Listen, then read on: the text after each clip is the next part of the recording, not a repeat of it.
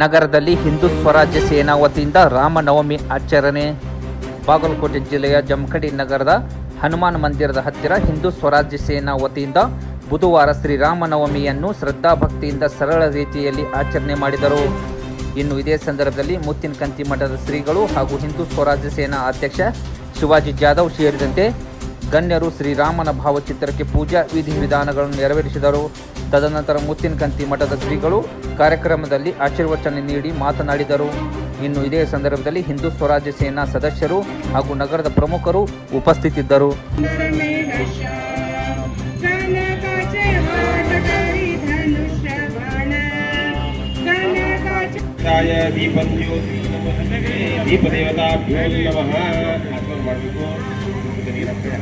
ಶ್ರೀಮನ್ಮಹಾಗಣಪತಿ ನಮಃ. ಪ್ರಾರಂಭ ಕಾಲೇ ವಿಕ್ರಮಸ್ತು ಆಚಮ್ಯ ಕೇಶವಾಯ ಸ್ವಹ ಓಂ ನಾರಾಯಣ ಸ್ವಹ ಮಾಧವನಾಥಸ್ಯ ಶತಕೋಟಿ ಪ್ರವಿಸ್ತರಂ ಏಕೈಕಮಕ್ಷರಂ ಪುಂಸಾಂ ಮಹಾಂ ಪಾತಕನಾಶನಂ ಧ್ಯಾತ್ವಾ ನೀಲೋತ್ಪಲಶ್ಯಾಮಂ ರಾಮಂ ರಾಜೀವಲೋಚನಂ.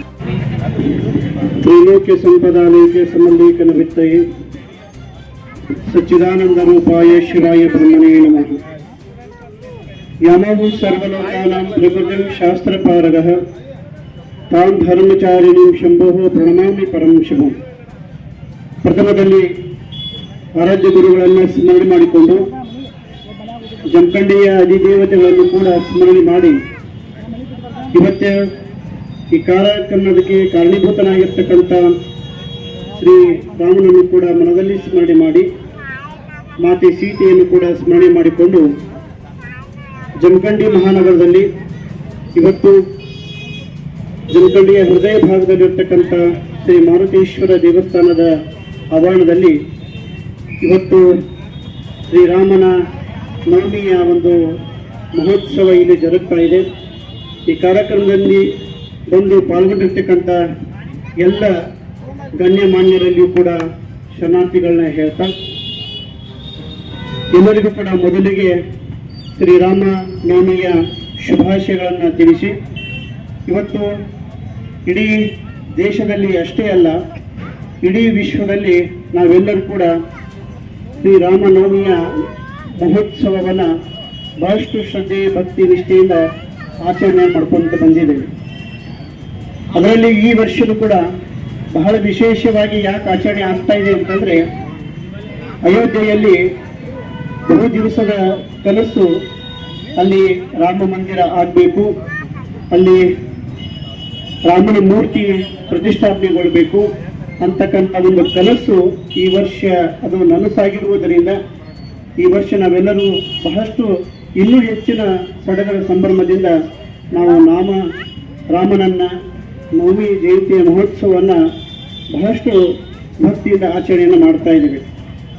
ರಾಮ ಅಂತಂದರೆ ಒಂದು ಶಕ್ತಿ, ಆ ಶಕ್ತಿ ನಮ್ಮೆಲ್ಲರಿಗೂ ಕೂಡ ಸ್ಫೂರ್ತಿಯೂ ಕೂಡ ಹೌದು. ಅಂತಹ ಮಹಾಪುರುಷನ ಒಂದು ಮಹೋತ್ಸವವನ್ನು ನಾವೆಲ್ಲರೂ ಕೂಡ ಶ್ರದ್ಧೆಯಿಂದ ಆಚರಣೆ ಮಾಡುತ್ತಾ ಮೂಲಕ ಅವರ ಆದರ್ಶಗಳನ್ನು ನಮ್ಮ ಜೀವನದಲ್ಲಿ ಅಳವಡಿಸಿಕೊಂಡು ನಾವು ಕೂಡ ಉತ್ತಮ ಮಾರ್ಗದಲ್ಲಿ ನಡೀಬೇಕು ಅಂತಕ್ಕಂಥದ್ದನ್ನು ನಾವೆಲ್ಲರೂ ಕೂಡ ಅರ್ಥೈಸ್ಕೊಳ್ಬೇಕಾಗುತ್ತೆ. ಅದಕ್ಕಾಗಿ ಸಂಸ್ಕೃತದಲ್ಲಿ ಹೇಳ್ತಾರೆ, ಅಸತೋಮ ಸದ್ಗಮಯ ತಮಸೋಮ ಜ್ಯೋತಿರ್ಗಮಯ ಮೃತ್ಯೋರ್ಮ ಅಮೃತಂಗಮಯ ಅಂತೇಳಿ ನಾವು ಅಸತ್ಯದಿಂದ ದೂರಾಗಿ ಸತ್ಯದ ಅಡೆಗೆ ನಾವೆಲ್ಲರೂ ಕೂಡ ಹೋಗಬೇಕು. ಕತ್ತಲಿಂದ ಬೆಳಕಿನಡೆಗೆ ಹೋಗಬೇಕು.